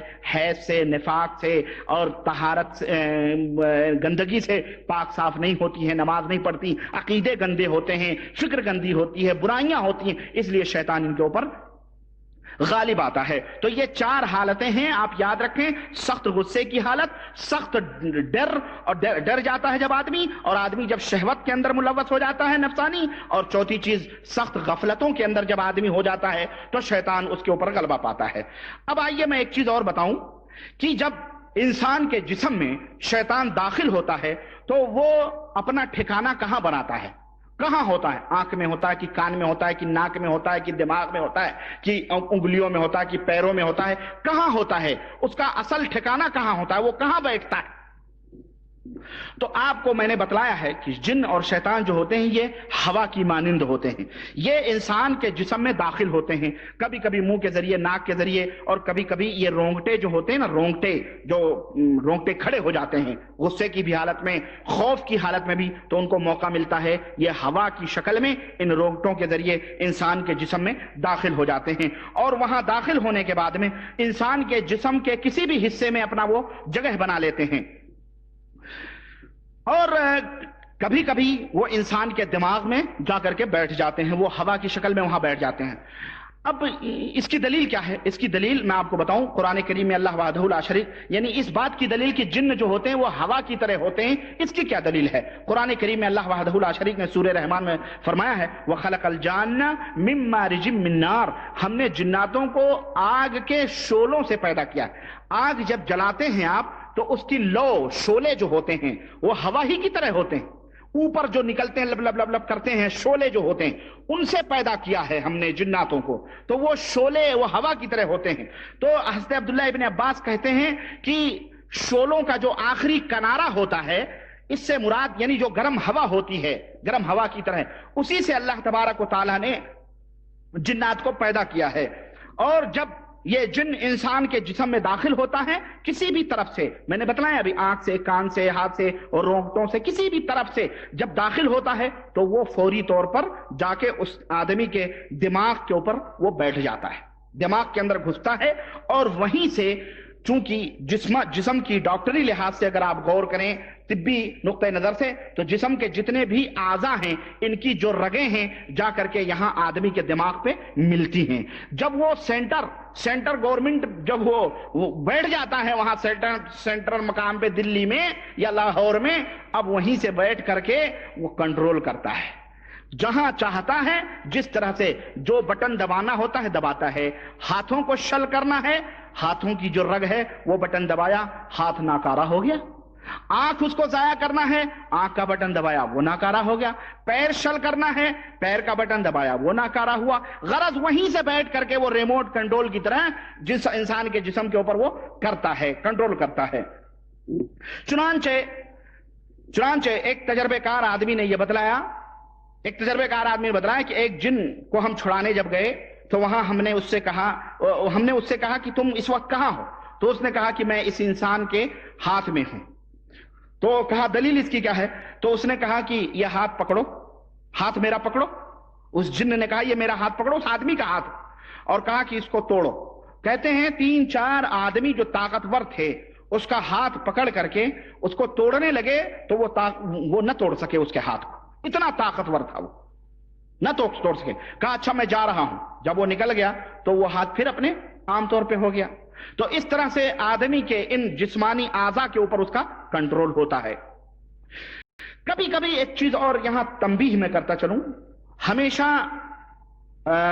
آدمی کو ٹھیک ہے کوئی بھی تکلیف ہو، جسمانی درد ہو تو آدمی کو ڈاکٹر سے رجوع کرنا چاہیے، لیکن اگر وہ درد ہمیشہ کا ہو، دائمی ہو، تو بس خاموش نہیں ہونا چاہیے کہ بھئی یہ علاج نہیں ہو رہا ہے اس کا، چلو چھوڑ دو. نہیں، کبھی کبھی ایسا بھی ہوتا ہے کہ وہ شیطان ہوتا ہے اور آدمی سمجھ نہیں پاتا ہے کہ یہ اس کے ہاتھ میں یا اس کے پاؤں میں جو درد ہے یہ شیطان کی وجہ سے ہے. تو کبھی کبھی اس طرح کی قرآنی آیتیں پڑھ کے پھونک بھی لینا چاہیے. چنانچہ ایک تجربے کار آدمی نے یہ ذکر کیا کہ ایک عورت ہمارے پاس آئی مریضہ تھی اور اس نے کہا کہ جو ہے یہ میرے پیر میں بہت درد ہوتا ہے، میں نے بہت علاج کرایا اور اس کا کوئی علاج نہیں ہو سکا ہے، آپ دیکھیں کہ کچھ دعا وا کریں، ہو سکتا فائدہ ہو۔ چنانچہ کہتے ہیں کہ میں اس کے اوپر پڑھنے لگا۔ میں پہلے یہ سوچا کہ ہو سکتا ہے کہ یہ وہ ایک بیماری ہوتی ہے نا، روماٹزم کی ایک بیماری ہوتی ہے جس سے پیر ویر درد کرتے رہتے ہیں۔ تو انہوں نے کہا کہ میں نے سوچا کہ یہ درد ہوگا، لیکن میں نے قرآن پڑھنا جب شروع کیا کہ دیکھیں حقیقت ہے بھی یا نہیں ہے، چنانچہ جب میں نے قرآن پڑھنا شروع کیا تو وہ جنات فوری طور پر بولنا شروع کیا، جنات حاضر ہو گیا، اور جن حاضر جب ہوا تو اس نے کہا کہ میں نے اس کے پاؤں کو پکڑا ہوا ہے۔ چنانچہ میں نے کہا اللہ کے لیے تم یہاں سے نکل جاؤ اور اس عورت کو چھوڑ دو، تو وہ وہاں سے چلا گیا اور وہ درد بھی اس کے پیر کا ختم ہو گیا۔ تو کبھی کبھی ایسا ہوتا ہے، سر کا درد ہمیشہ ہوتا ہے، ہمیشہ اتنی دوا کرو علاج کرو نہیں ختم ہوتا، تو آدمی کو فوراً سمجھنا چاہیے کہ ضرور کوئی معاملہ ہے اور اس کے علاج کے لیے قرآن کریم وہ ان آدمیوں کی جستجو کرنی چاہیے جو آدمی ان شرائط کے اوپر پورے اترتے ہیں جو ابھی میں بتلا رہا ہوں۔ غرض کہنے کا مطلب یہ ہے کہ اس طرح سے ذہن پہ آپ اس طرح سے انسان کے جسم میں شیطان اور جن داخل ہوتے ہیں۔ اب آئیے میں آپ کو بتاؤں کہ وہ کیا علامات ہیں جن علامات کو دیکھ کر کے ہم یہ پتہ لگائیں گے کہ اس کے اوپر یقیناً جن ہے یا نہیں ہے۔ یہ نہیں کہ جو مریض پہنچا آپ نے پڑھنا شروع کر دیا، نہیں بھائی، ہو سکتا کوئی اور بھی بیماری ہو، ہے نا، بلکہ کچھ علامات ہیں، وہ سوالات کے ذریعے سے آپ پتہ لگائیں۔ لیکن آئیے سب سے پہلے، اور یہ علامات دو طرح کے ہیں، ایک سونے میں وہ علامات ظاہر ہوتے ہیں اور یعنی خوابوں میں، اور ایک علامت بیداری میں ظاہر ہوتے ہیں۔ آئیے سب سے پہلے ہم سونے کے علامات جو خوابوں میں ہوتے ہیں وہ ہم آپ کو بتائیں۔ نمبر 1، آدمی کو اگر کبھی نیند نہ آتی ہو، راتوں میں اس کی نیند اچاٹ ہوتی ہے۔ ایک آدمی ہے جو راتوں کو نہیں سوتا ہے، ہمیشہ یعنی تنگ رہتا ہے، راتوں کو اس کو نیند نہیں آتی ہے، سمجھ آئی آپ کو، بسترے پہ پڑا ہوا ہے لیکن اس کی نیند غائب ہے، آتی ہی نہیں، صبح تک نیند ہی نہیں آتی۔ ایک علامت ہے، نشانی ہے کہ اس کے اوپر ضرور کچھ نہ کچھ ہے۔ نمبر 2، یعنی راتوں کو زیادہ بیدار ہونے کی وجہ سے، وہ ہمیشہ راتوں کو زیادہ بیدار ہوتا ہے اور اس کی وجہ سے پریشان سا رہتا ہے، وہ ہے نا، تو راتوں کے بیدار ہونے کی وجہ سے وہ ہمیشہ تنگ رہتا ہے، گویا ایک جنونی شکل اس کے اوپر طاری ہوتی ہے۔ نمبر 3، خوابوں میں وہ ایسے خواب دیکھے، آدمی خوابوں میں ایک ایسے خواب دیکھے جو کہ اسے تنگ کرتے ہوں، اسے ستاتے ہوں خواب میں، وہ جانور ہو سکتے ہیں، آدمی ہو سکتے ہیں، کوئی بھی چیز ہو سکتی ہے، کوئی چیز خواب میں دیکھے جو اس کو ستاتی ہو، اسے تنگ کرتی ہو، یہاں تک کہ وہ مدد کے لیے بھی پکارے تو اس کی آواز بھی نہ نکلے، نہ کوئی اس کی مدد کو بھی کیسے پہنچے گا جب اس کی آواز ہی نہیں نکلے گی، طاقت ہی نہیں رکھتا اس سے بچنے کی۔ یہ ایک تیسری نشانی ہے۔ چوتھی نشانی یہ ہے کہ ایک ڈراؤنے خواب دیکھتا ہے، خواب دیکھ کے ڈراؤنے خواب دیکھتا ہے، چونک پڑتا ہے۔ پانچویں نشانی یہ ہے کہ خوابوں میں، نیند میں، خواب میں وہ کچھ حیوانات، کچھ جانور دیکھتا ہے، جیسے بلی، کتا، اونٹ، اژدہے، شیر، گیدڑ، چوہے خواب میں دیکھتا ہے کہ دوڑ رہے ہیں، بھاگ رہے ہیں، ہمیشہ وہ خواب میں یہ چیز دیکھتا ہے۔ چھٹی چیز یہ ہے کہ نیند میں وہ اپنے دانتوں کو کٹکھٹاتا ہو، نیند میں اپنے دانتوں کو کٹکھٹاتا ہو۔ ساتویں چیز یہ ہے کہ سوتے سوتے وہ قہقہا لگا کے ہنستا ہو یا پھر رونے لگتا ہو، سوتے سوتے رو رہا ہے، سوتے سوتے چیخ رہا ہے نیند میں، یہ بھی ایک نشانی ہوتی ہے جو نیند کی حالت میں یعنی ان آدمیوں کے اوپر ہوتی ہے جن آدمیوں کو شیطان پکڑے ہوئے ہوتے ہیں۔ اسی طرح سے سونے میں وہ جمائیاں لے رہا ہے، جبکہ عام طور پہ آدمی سونے میں جمائی نہیں لیتا ہے، لیکن سونے میں وہ جمائیاں لے رہا ہے، یہ بھی ایک نشانی ہے کہ اس کے اوپر شیطان ہے۔ 9ویں نشانی یہ ہے کہ آدمی سویا ہوا ہے، سویا، گھر سے نکلا اور جناب علی دروازہ کھولا، باہر چلا گیا اور کہاں 1-2-4 میل پورا چل کے پھر آگے سو جاتا ہے، اسے پتہ ہی نہیں چلتا وہ کہاں گیا تھا کہاں نہیں گیا تھا۔ ایسے بھی لوگ ہوتے ہیں جناب، کچن میں جا کے پیٹ بھر کے کھانا وانا کھا کے پھر آگے سو جاتے ہیں، کہتے ہیں رات کا ہم نے کھانا ہی نہیں کھایا۔ ہاں ایسے بھی ہوتے ہیں، ایسے بھی ہوتے ہیں دروازہ کھول کے باہر نکل کے جا کے کہیں بیٹھے رہتے ہیں، سوچتے ہیں یا باہر نکل کے گھوم ٹہل کے کوئی پوچھے تو کچھ بھی جواب نہیں دیتے، چپ چاپ باہر نکل کے گھوم ٹہل کے پھر چلے آتے ہیں. ایسا سمجھو کہ اس کو کچھ نہ کچھ شیطانی چکر کوئی نہ کوئی ہے. 10ویں چیز یہ ہے کہ خواب وہ دیکھتا ہے کہ وہ بہت بلند جگہ پہ ہے، اونچی جگہ پہ ہے، اور وہاں سے وہ گر رہا ہے، وہاں سے گر رہا ہے وہ. 11ویں چیز یہ ہے کہ وہ اپنے آپ کو دیکھتا ہے وہ کسی ویران قبرستان میں ہے، مقبرے میں ہے، یا کسی قبر میں بیٹھا ہے، یا کسی گندا پھینکنے کی جو جگہیں ہوتی ہیں گھور گھاری وغیرہ وہاں وہ بیٹھا ہوا ہے، یا ایسے راستے میں ہے جو بہت ہی خوفناک اور ڈراؤنی راہیں ہیں، میدان ہے، صحرا ہے، جنگل ہے، ڈراؤنے مقامات پہ اپنے آپ کو دیکھتا ہے. 12ویں چیز یہ ہے کہ وہ خواب میں کچھ عجیب و غریب لوگوں کو دیکھتا ہے. کچھ مخصوص حالات میں وہ عجیب و غریب لوگ ہوتے ہیں، یعنی یا تو بہت ہی لمبے لمبے لوگ ہیں، یا بہت ہی چھوٹے چھوٹے ٹھگنے لوگ ہیں، یا کالے کلوٹے لوگ ہیں، انسانی فطرت سے الگ لوگ ہیں، اور وہ ہمیشہ ان لوگوں کو خواب میں دیکھتا ہے. 13ویں چیز یہ ہے کہ خواب میں کوئی چیز نظر نہیں آتی، لیکن کوئی سایہ سا ہے جو اس کے چاروں طرف چکر لگا رہا ہے، ارد گرد گھومتا ہے، آتا ہے، جاتا ہے، سایہ دیکھتا ہے، خوابوں میں سایہ دیکھتا ہے. تو یہ نیند کی حالات کے علامات اور نشانیاں ہیں کہ اگر آدمی ان تمام سب چیزوں کو دیکھے تو اسے، اگر وہ مسلسل دیکھے تو وہ سمجھ لینا چاہیے کہ اس کو اوپر کوئی شیطانی چکر ہے، یا اگر کوئی مریض اس کو یہ حالات بتلائے تو پھر اس کو سمجھ لینا چاہیے. یہ تو سونے کی حالات میں نیند کے حالات ہیں، علامات ہیں. آئیے بیداری میں بھی کچھ علامات ہوتی ہیں جس سے کہ پتہ چلتا ہے کہ اس آدمی کے اوپر کیا کیا ہے. یعنی نمبر 1، وہ دائمی زکام کا مریض ہو، لیکن اس کے ساتھ یہ شرط ہے کہ وہ زکام اس کے اوپر جو ہو وہ کسی مرض کی وجہ سے نہ ہو. کبھی کبھی آنکھوں میں بیماری ہوتی ہے، کانوں کی بیماریاں ہوتی ہیں، ناک یا دانتوں یا گلے یا معدے کی بیماریوں کی وجہ سے آدمی کو زکام ہوتا ہے. نہیں، ان تمام سب بیماریوں سے، معدے، آنکھ، کان، ناک اور گلے والے کی بیماریوں سے وہ پاک و صاف ہے، اچھا ہے. لیکن اس کا زکام ہمیشہ یعنی زکام اور سر کا درد جو ہوتا ہے وہ ہمیشہ اس کو رہتا ہے کہ نہیں. کبھی کان درد کرتا ہے تو سر درد کرتا ہے، دانتوں میں بیماری ہوتی ہے تو سر درد کرتا ہے، گلا درد کرتا ہے تو سر بھی درد کرتا ہے. تو اس قسم کی بیماریوں سے وہ پاک ہو، لیکن وہ ہمیشہ سر کی بیماریوں میں مبتلا ہو. نمبر 2، یہ بیداری کی چیزیں ہیں. نمبر 2، نماز، روزے، اللہ کی اطاعت، فرما برداری سے دور رہتا ہو، کبھی مسجدوں کے اندر نہ آتا ہو، کبھی اللہ رسول کی بات ہو تو وہاں نہ بیٹھتا ہو، اٹھ کے دور بھاگتا ہو، نفرت کرتا ہو، کیا بھاگ جاتا ہو، نہیں کر. یہ دوسری نشانی. تیسری نشانی یہ ہے کہ وہ یعنی ذہنی طور پر اوباش قسم کا آدمی ہو. یعنی جیسے ابھی کچھ چھوکرے آئے تھے نا، وہ اوباش قسم کے لوگ جن کا کوئی رات ہو کہ دن ہو ذہنی انتشار کا شکار ہو، کہیں اس کو سکون چین نہ ملتا ہو، کبھی یہاں دیکھ رہے ہو تو کبھی فلانی جگہ دیکھ رہے ہو، کبھی فلانی جگہ، پاگلوں جیسا گھومتا ہو. سمجھ رہے. چوتھی چیز یہ ہے کہ اس کے اوپر ایسے آثار ہوں کہ ہمیشہ وہ اونگتا ہو، جہاں بیٹھے اونگے، بیٹھے تو بیٹھا رہے، مکھیاں مارتا رہے، جدھر دیکھو کبھی ادھر گارڈن میں بیٹھا ہے، کبھی ادھر پیڑ کے نیچے بیٹھا ہے، کبھی چوکھٹے پہ بیٹھا ہوا ہے چپ چاپ منحوس بنا. یعنی جن کو بیکار سا آدمی جیسا ہوتے ہیں بعض لوگ ایسے جن کو ہمیشہ سستی کاہلی چھائی ہوئی رہتی ہے. یہ بھی ایک نشانی ہے جو آدمی کے اوپر لاحق ہوتی ہے. 5ویں چیز ہے بے ہوشی کے دورے پڑیں. اس آدمی کے اوپر بے ہوشی کے دورے پڑیں، بار بار بے ہوشی کے دورے پڑ رہے ہوں، کوئی بیماری نہیں ہے لیکن وہ بیٹھے بیٹھے بے ہوش ہو جاتا ہے، بیٹھے بیٹھے کچھ ہو جاتا ہے.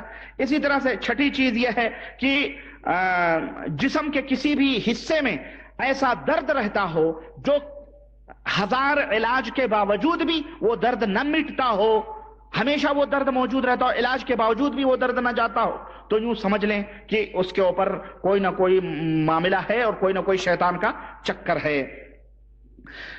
اچھا، اب یہ جو شیطان کسی کو سوار ہوتا ہے، کسی کو یہ بیداری کی علامات اور نشانیاں ہو گئیں. اب آئیے میں آپ کو یہ بتاؤں کہ شیطان جب کسی کو چھوتا ہے تو اس کی کئی حالتیں ہوتی ہیں. یہ نہیں کہ 24 گھنٹے اس کے اوپر سوار رہتا ہے، ایسا بھی ہوتا ہے، لیکن اس کی کچھ حالتیں. نمبر 1، یا تو اس کے پورے جسم کے اوپر وہ سوار ہوتا ہے، پورے جسم کو وہ تکلیف پہنچاتا ہے. ہے نا. نمبر 2، یا تو جسم کے کسی ایک حصے کے اوپر وہ صرف نقصان پہنچاتا ہے، تکلیف پہنچاتا ہے ہمیشہ. کان میں ہمیشہ درد رہتا ہے، پیر میں ہمیشہ، اور دوسری جگہ درد نہیں بلکہ پیر میں ہمیشہ درد ہوتا ہے، ہاتھ میں ہمیشہ تکلیف ہوتی ہے، سر میں ہمیشہ درد، یعنی کسی خاص حصے کے اوپر اس کا کنٹرول ہوتا ہے بس، اور دوسرے اعضاء کو وہ نہیں چھوتا ہے. نمبر 3، یا تو ہمیشہ یعنی اس کے جسم پہ ہمیشہ لمبی مدت تک سوار رہتا ہے. نمبر 4، یا تو یعنی کبھی آیا اور کبھی چلا گیا، آیا اور چلا گیا، اس کو چونکا دیکھ کے تکلیف دے کے چلا گیا، یعنی دن بھر میں 1-2 دفعہ آ کے اس کو تکلیف دے کے چلا جاتا ہے. سمجھ رہے؟ اس طرح کی یہ مختلف قسمیں ہیں. شیطان جسموں کے اوپر جو سوار ہوتا ہے یہ اس کی مختلف قسمیں، کبھی ہمیشہ، کبھی جسم کے کسی ایک حصے پر، کبھی چند لحظے چند منٹ کے لیے آیا اور چلا گیا، تو یہ، اور کبھی ہمیشہ ہمیں سوار رہتا ہے. تو یہ بھی آدمی کو اپنے ذہن میں معالج کو اور مریض کو رکھنا چاہیے. آخری بات میں آپ کو بتاؤں، اس کے بعد علاج کا مرحلہ آئے گا، وہ انشاءاللہ اگلے پروگرام میں بیان کروں گا. جو علاج کرنے والا ہے وہ کیسا ہو، یہ تو مریض کی کیفیات، اس کے حالات ہو گئے، لیکن جو علاج کرنے والا ہے، سمجھ رہے ہیں، اس کے کچھ صفات ہیں. جب تک وہ آدمی ان صفات کا حامل نہیں ہوگا تب تک یہ سمجھ لو اس کے پاس علاج کروانے ہرگز نہ جانا. یہ وہ جو علاج کرنے والا ہو اس کے کچھ صفات. آپ ہیں مثلا، آپ علاج کرنا چاہتے ہیں تو آپ کو چاہیے کہ یہ جو صفات میں بیان کر رہا ہوں، یہ جو حالات میں بیان کر رہا ہوں، یہ جو گن میں آپ کے سامنے رکھ رہا ہوں، آپ ان صفات کو اپنے اندر پیدا کریں، تب آپ کسی کا علاج کریں، ورنہ آپ الٹے پھنسیں گے. یہ بات آپ یاد رکھیں. سمجھ رہے ہیں؟ آپ چلے جناب عالی شیطان سے لڑنے کے لیے اور آپ کو پچھاڑ دیا اس نے، آپ کے اندر، آپ کے پاس وہ اسلحے نہیں، وہ ہتھیار نہیں، تو ظاہر ہے آپ کو ذلیل ہونا ہے، آپ کو پچھاڑ کھانا ہی ہے. تو آئیے ہم چونکہ آپ اور ہر مومن، ہر آدمی علاج کر سکتا ہے، لیکن اس کے کچھ شروط ہیں. نمبر ایک، جو علاج کرنے والا ہو اس کا عقیدہ اور اس کا ایمان اسی طرح کا ہو جس طرح کا ہمارے سلف صالحین کا ایمان اور عقیدہ تھا. یعنی اس کا عقیدہ بالکل صاف اور ستھرا ہو، واضح ہو، نہ شرک، نہ بدعات، نہ خرافات، نہ کسی قسم کا ان تمام سب کا کوئی چیز نہ ہو. سلف صالحین جیسے صحابہ کرام رضوان اللہ علیہم اجمعین کا ایمان اور عقیدہ تھا، اس طرح کا اس کا ایمان اور عقیدہ. یہ دعویٰ کرنے والے تو آپ کو ہزاروں ملیں گے. اگر آپ اس دعوے کے اوپر تمام لوگوں کو کہیں کہ بھائی یہ ہے آپ کے اندر، یہ ہے، ہر ایک بابا یہ کہے گا ہم ہیں سلف صالح، ہم ہیں صحابہ کرام کے طریقے پر. لیکن ہر آدمی کا یہ فرض ہے کہ قرآن و سنت کی روشنی میں اس کو تولے کہ یہ جھوٹ بول رہا ہے کہ صحیح بول رہا ہے. اگر وہ قبر کا مجاور ہے، تعویذ گنڈے پلیتے کرتا ہے، یا اس طرح کے نیاز فاتحے، اور یعنی جو شرک اور بدعات کی تفصیلات آپ کے سامنے میں نے بیان کر دی ہیں اور کیسٹوں میں موجود بھی ہیں. بہرحال آپ دیکھ لیں، اگر یہ تمام سب گندگیاں اور برائیاں ہے تو ظاہر ہے وہ اپنے دعوے کے اندر جھوٹا ہے. تو سب سے پہلی بنیادی شرط یہ ہے کہ آدمی جو علاج کرنے والا ہو اس کا ایمان اور عقیدہ صاف اور ستھرا ہو، سلف صالحین کی طرح ہو. نمبر 2، اس کے قول و عمل میں توحید رچی بسی ہو، شرک کی بو باس بھی کہیں نہ ہو. توحید اور اس کی تشریحات آپ کو معلوم ہے، ہم نے بتا دی ہیں، رچی بسی، اور وہ کیسٹ میں ہم نے بھی بتائی ہوئی ہیں جو پچھلے تقریروں میں موجود ہیں. توحید کو اپنے قول میں اور اپنے عمل میں نافذ کرنے والا. یہ نہیں کہ قولی طور پہ کہ ہاں ہم موحد ہیں، ہم توحید کو جانتے ہیں، لیکن صبح شام جا کر کے درگاہوں کے سجدے کرے، چوکھٹیں چومے، تو یہ ایسے لوگ جھوٹے ہیں. قولن بھی اور عملن بھی دونوں طرح سے توحید کو ثابت کرنے والا ہو. نمبر 3، تیسری شرط یہ ہے کہ علاج کرنے والا اس بات کا پکا یقین رکھے کہ اللہ کے کلام میں شفا ہے. اللہ کے کلام میں شفا ہے، قرآن کریم میں شفا موجود ہے، اس بات کا یقین کامل ہو. یہ نہیں کہ چلا ہے علاج کرنے تلوار لے کر کے اور اس کو دگدگا ہے، اس کو شبہ ہے کہ یہ تلوار کمزور ہے، ٹوٹ نہ جائے، نہ، بلکہ قرآن کی تلوار لے کے جب وہ کھڑا ہوا ہے تو یہ یقین رکھے کہ یہ تلوار بہت ہی کاٹ والی ہے، قرآن کے اندر ہر چیز کی شفا موجود ہے، اس کا پختہ یقین ہو اس کے اندر. اگر اس کے اندر خود شبہ میں رہے گا تو شیطان وہیں پر اس کو چت پلٹا دے گا اور پھر اسی کے اوپر سوار ہو جائے گا. نمبر 4، علاج کرنے والے کے لیے ضروری ہے کہ وہ جن اور شیطان کے حالات سے واقف ہو، ان کے احوال سے واقف ہو، اور اس کے لیے ضروری ہے کہ آپ پہلے دوسرے جو محاضرے لیکچر ہمارے ہوئے ہیں، جو کیسٹ نمبر 1 میں میں نے پورے حالات جنوں کے کیفیات اور پوری چیزیں میں نے بتلا دی ہیں، آپ اس کو پلٹیں اور اس میں جا کر کے آپ دیکھیں اور سنیں کہ کس طرح سے ہم نے جنوں کے حالات بتلائے ہیں۔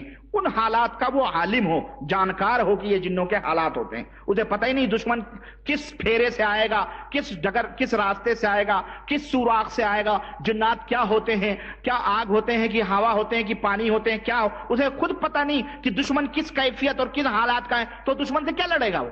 ضروری ہے کہ اس سے پہلے انسان جنات کے حالات کو جانے، اور میں نے وہ بتلا دیا ہے آپ حضرات کو، یہ پہلی دوسرے محاضرے میں بتلایا جو کیسٹ نمبر 1 میں موجود ہے۔ نمبر 5، اس علاج کرنے والے کو یہ بھی معلوم ہونا چاہیے کہ شیطان کن کن راستوں سے آدمی کے اوپر داخل ہوتا ہے، کیا کیا طریقے اور راستے ہیں، اور وہ راستے میں نے بتلا دیے ہیں آپ کو۔ اسی لیے دیکھیں میں علاج میں اسی لیے ہمارے لیے اب آسانی ہو گئی، کیا ہم آپ کو فوری طور پہ کہتے ہیں کہ اب آپ مراجعہ کریں فلانے کیسٹ کی، فلانے محاضرے کو اپنے ذہن میں رکھیں کہ شیطان کن کن راستوں سے انسان کے دلوں کو فاسد کرتا ہے، برباد کرتا ہے، آپ اس کو سمجھ جائیں کہ یہ راستے۔ اسی لیے میں نے وہ تمام باتیں پہلے بتا دی ہیں تاکہ علاج بتانے میں ہمیں آسانی ہو، صرف آپ کو ہم ٹرانسفر کرتے رہیں کہ آپ فلاں موضوع دیکھیں، فلاں موضوع دیکھ کر کے آپ پتہ لگا لیں کہ کون کون راستے ہیں شیطان کے داخل ہونے کے۔ اسی لیے چھٹی چیز مستحب اور بہتر یہ ہے، یہ کوئی شرط نہیں ہے لیکن مستحب اور بہتر ہے کہ علاج کرنے والا شادی شدہ بھی ہو، شادی شدہ ہو، نہیں تو کسی شیطان آپ کو پلٹ سکتا ہے۔ غیر شادی شدہ فتنے میں پڑنے کا زیادہ وہ قریب ہوتا ہے، فتنے سے وہ فتنے میں پڑنے کا زیادہ وہ ہوتا ہے، شبہ ہوتا ہے اس کے بارے میں۔ کوئی حسین و جمیل چھوکری کی شکل میں آیا، پھنسا دیا، آپ چت ہو گئے جناب، گئے۔ لیکن شادی شدہ آدمی رہتا ہے تو ہمارے نفس کا کنٹرول رہتا ہے نا، جیسے آج کل بابائیں کرتے ہیں، خوبصورت لڑکی دیکھی اور سب کچھ دیا، یہ پیر یہی سب کرتے ہیں یہ بھی، اور جناب عالی ان کو پھنسائے رہتے ہیں اپنے آنکھوں کی لذتوں کے لیے، دیکھنے کے لیے، دوبارہ آؤ تبارہ آؤ، وہ آؤ فلانا آؤ ڈھکانا آؤ، اور یہ عورتیں خوب جاتی ہیں بن سنور کے، اللہ کی قسم بتا رہا ہوں، تعویذوں کے چکر میں ایک جن ہے اگر اس کے اوپر، وہ بابا 10 جن چھوڑ دیتا ہے، جا پڑے رہی اسی کے اوپر، ایک دفعہ اگر وہ پھنسی تو اللہ کی قسم پھر پھنستی جاتی ہے، وہ لاکھ دعا تعویذ کلام۔ اب وہ بابا کہتا ہے ارے اس کے اوپر تو بہت بھاری بھاری جن ہیں، ارے وہ مردود خود چھوڑتا ہے، اللہ کی قسم بتا رہا ہوں، جادوگر ہوتے ہیں، میں بتاؤں گا وہ تم تبدیلات انشاءاللہ تعالی۔ تو اب وہ پھنسائے رکھتا ہے، اور یہ بھی اسی کا چکروں میں ہوتی ہے، اب وہ عیاشی ہوتی ہے، زناکاری بدکاری سب ہوتی ہے۔ شوہر بیچارہ سوچتا ہے میری بیوی علاج کے لیے جا رہی ہے، اب بیوی دوسری علاج کے لیے بیبی لے کے آتی ہے، بیٹا نہیں ہوتا، بچی نہیں ہوتی تو بیبی لے کے آتی ہے، وہاں سے بابا دے دیتا ہے اس کو دعا تعویذ، اللہ کی پناہ، یہی سب ہوتا ہے، حقیقت بتا رہا ہوں آپ کو۔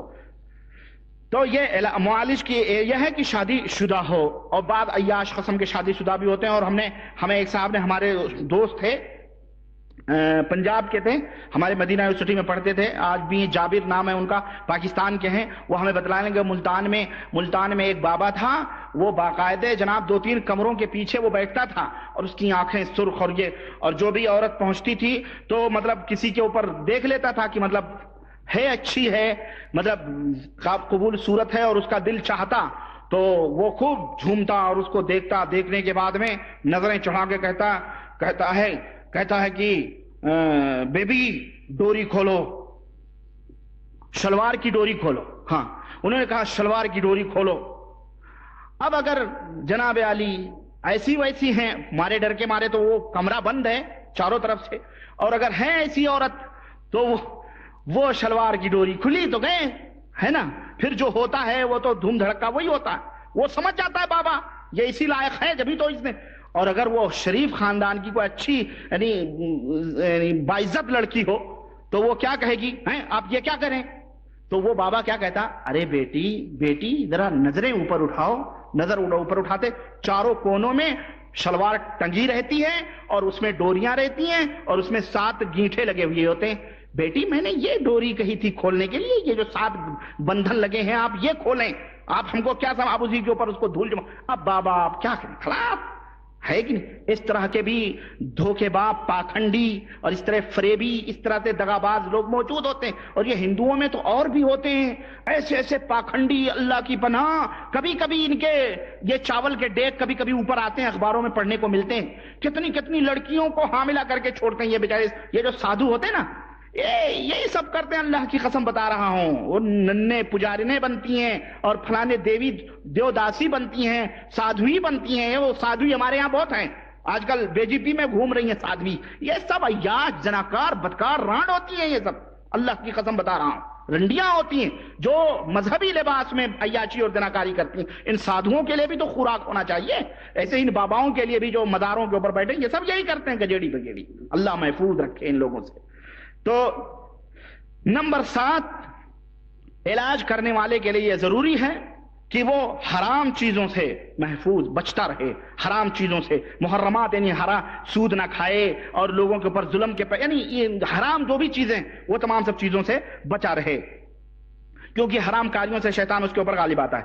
8ویں شرط یہ ہے کہ وہ اللہ کی اطاعت اور اپنے رسول صلی اللہ علیہ وسلم کی اطاعت کی پابندی کرے، وہ مسلسل اللہ رسول کی اطاعت میں لگا رہے، پابندی کرتا رہے۔